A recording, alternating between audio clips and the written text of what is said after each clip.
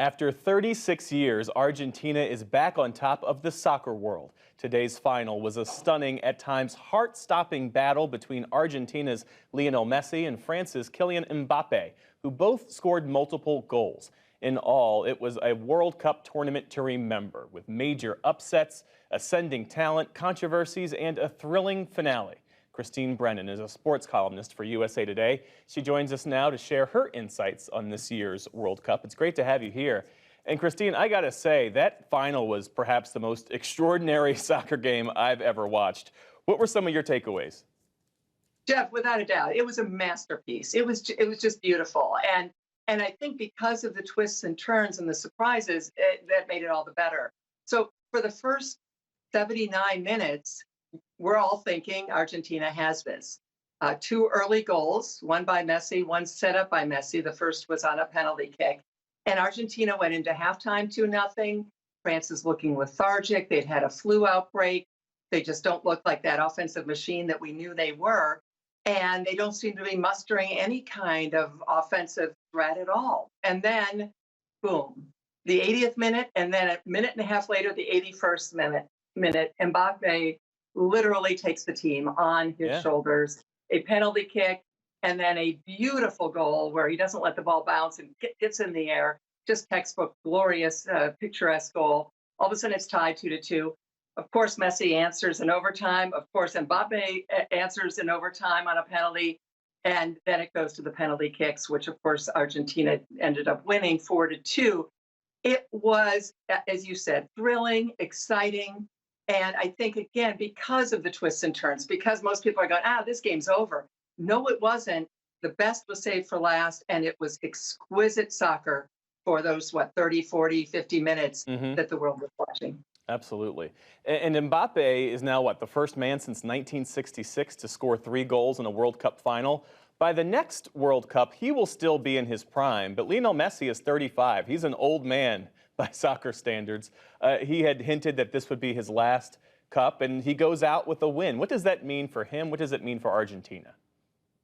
Jeff, it means everything for Messi. This was the one he wanted. He has every other trophy multiple times over. But to not have a World Cup title for one of the greatest of all times, and there are many people tonight thinking he is the greatest of all time, would have just been a glaring omission. And he had said, as you're referring to, that this is it for him. 35 years old, not that old in the real world, but old in soccer. And interestingly, Argentina's last win in the Men's World Cup was 1986. Messi was born in 1987. So his entire life, there's been disappointment for Argentina until today. And absolutely, it was just the perfect ending. When sports gives us that great ending, when sports are good, they're great. And as a sports journalist all these years, Jeff, this is what you live for. That exquisite storyline that ends exactly, the old fairy tale ending. And then Mbappe, as you mentioned, he turns only 24 in 2 days. So even though he's already won a World Cup with France 4 years ago and almost won another one, we have many, many more World Cups, hopefully, to watch him with the magic on the field that he exhibits every time he touches the ball. Yeah. Morocco was a big surprise this go-round as well. I mean, what do you see as the significance of their success?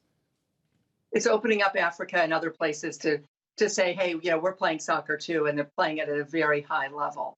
The game of soccer, men's soccer in particular, stronghold for generations, as we know, with Europe, with South America, Brazil, the great Brazilian teams, Pele bringing the game to the United States. That's the first name I heard in soccer growing up, was Pele. And when you think about Africa as a nation that the potential is extraordinary, and never making it to a World Cup quarter or semifinal until Morocco did it. So it's exactly the kind of diversity of geography, as well as, of course, diversity with men and women, and so many others factors that soccer needs really to grow and even get better into the 21st century.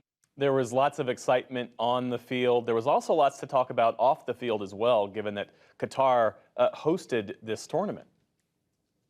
That's true. And we were all rightly discussing it. I mean, Qatar, with its terrible record of human rights, awful record on LGBTQ rights, awful record on women's rights, and of course, the tragic and just awful stories of the deaths of migrant workers who were brought in to build these gorgeous stadiums that we all marveled at, but to always remember the loss of life and just the tragedies that the Qataris allowed to happen on their watch. Of course, they never should have hosted the World Cup. They won it under the table with all kinds of bribery and allegations of bribes, but they did host it, and it went well for them. But I do think, Jeff, as you know, as a longtime journalist as well, that the spotlight that we were able to shine, that the whole world, all the journalists, TV cameras, able to shine on Qatar and all of the terrible things going on in that country, that was a very valuable part of this story. They were so happy to host the World Cup. And of course, what they got was scrutiny unlike anything they've had before, deservedly so. And hopefully that scrutiny will continue, especially on LGBTQ rights, especially on women's rights in Qatar moving forward. Hopefully we don't just forget after the World Cup ends, oh, everyone goes home and forgets. Qatar is hoping for that. But let's hope that journalists continue to do our job, to continue to look at those issues. That's a great point. And look, soccer fans can look ahead 7 months from now to the Women's World Cup in Australia and New Zealand this summer. Christine Brennan, thanks so much for your time and for your insights. Thank you, Jeff.